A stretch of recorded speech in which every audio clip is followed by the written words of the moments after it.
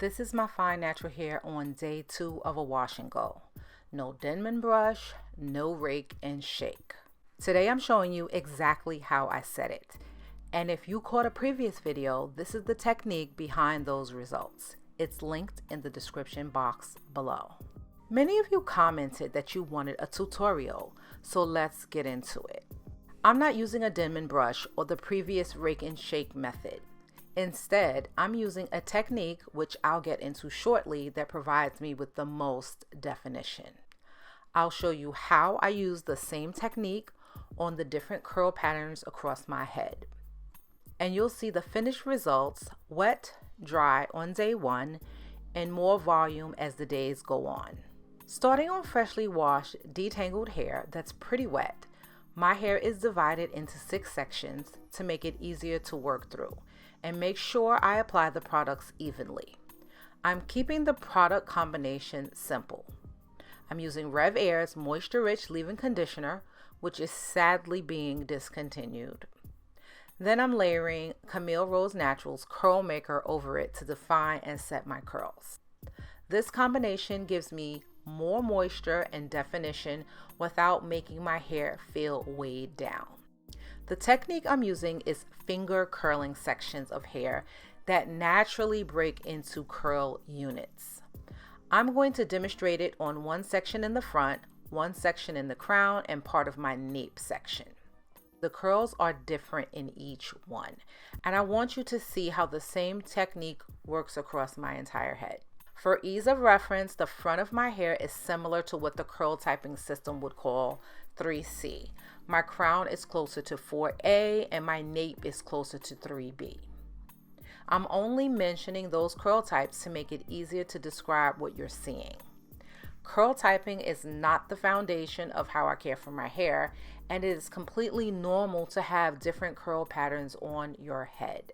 Finger curling does take a little longer than some other defining techniques, but because I only wash my hair once a week, I'm okay spending a little more time up front for several days of defined curls whenever I want to do a wash and go. I start by applying the leave-in conditioner and working it through the section. Then I layer the Camille Rose Naturals Curl Maker over it. Once the products are distributed, I separate the hair into what I call curl units. These are the small groups of strands that naturally want to clump and curl together. I smooth each curl unit between my fingers and then wrap it around my finger to encourage the curl to form. I'm not trying to force every strand into the exact same curl. I'm allowing the strands to group together naturally and then helping that curl take shape. My crown is the one section I treat a little differently, so watch what I change here. This section tends to be drier than the rest of my hair, so I use a little more leave-in conditioner here. I don't use more gel necessarily, but sometimes I do, because if you add a little bit too much gel, it can slick the hair down to the scalp, but I find that Curl Maker really doesn't have that issue. The additional leave-in, though, gives the section a little bit more moisture, while the Curl Maker provides enough hold to set the curls. The technique itself stays the same. I smooth each curl unit and finger curl it in the direction it naturally wants to go. My nape is a whole different curl pattern than my crown, and here's how the same technique flexes across both. You'll notice that these curl units are looser, but I'm using the same technique. I'm not trying to make my nape look identical to my crown because it's not. I'm working with the curls that naturally grow in each area. Real quick though, if your curls look defined, pretty decent, but your hair it keeps breaking, my free breakage detective can help. You'll find it in the description box linked below. Okay, let's get back to it. Here's my hair once I've finished defining all 6 sections. You can see that the curls are already set and defined while my hair is still wet. Now I'm going to allow it to dry some before I diffuse.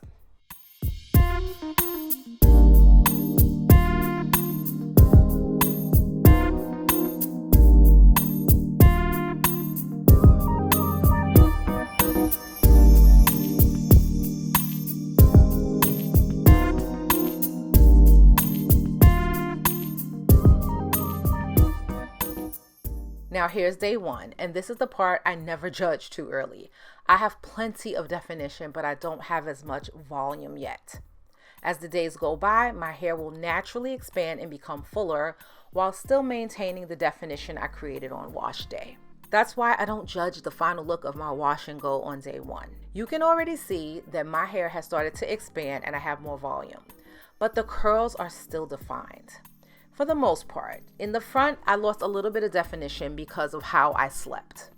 I'll typically wear this wash and go for about 4 to 5 days. I don't try to stretch it much longer than that because keeping my hair in a wash and go for too many days increase the risk of tangling and therefore breakage. If you're dealing with breakage but you're not sure what may be causing it, make sure you take my free hair breakage detective.